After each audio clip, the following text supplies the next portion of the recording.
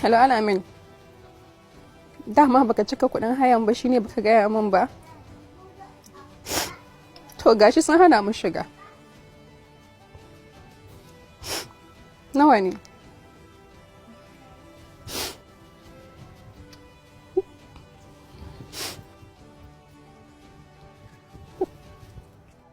Assalamu alaikum mama.